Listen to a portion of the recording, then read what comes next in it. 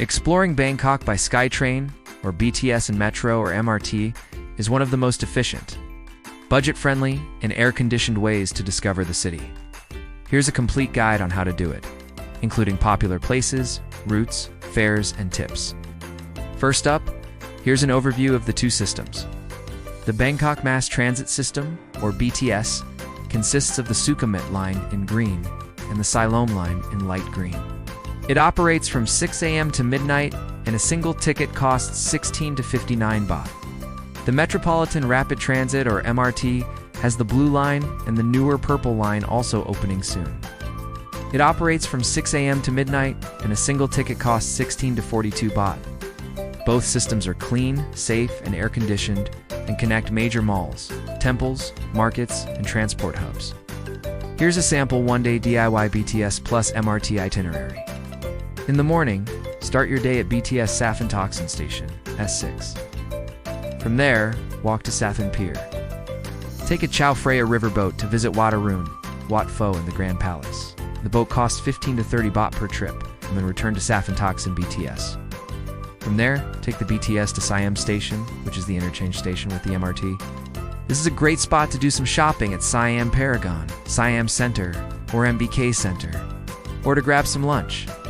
In the afternoon, take the BTS from Siam to Mochit Station, N8. If it's a weekend, you can explore the famous Chatuchak Market nearby.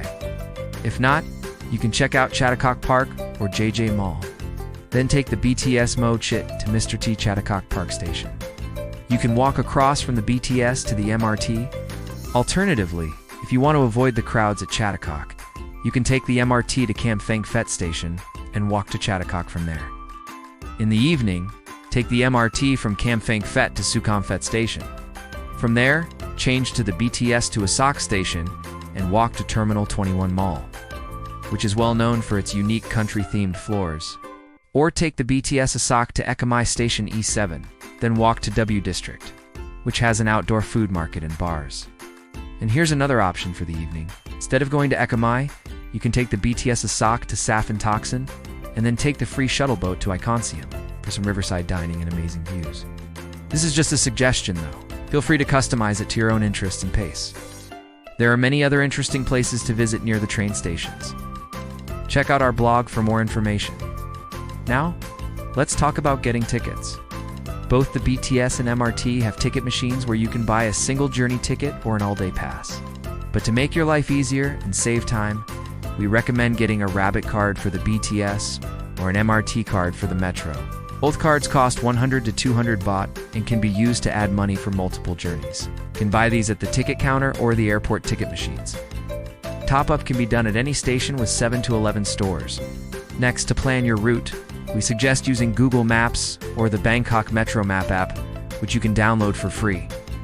Look for interchange stations like Asak or Sukhumvit, which is the interchange station between the BTS and MRT. This will help you avoid backtracking.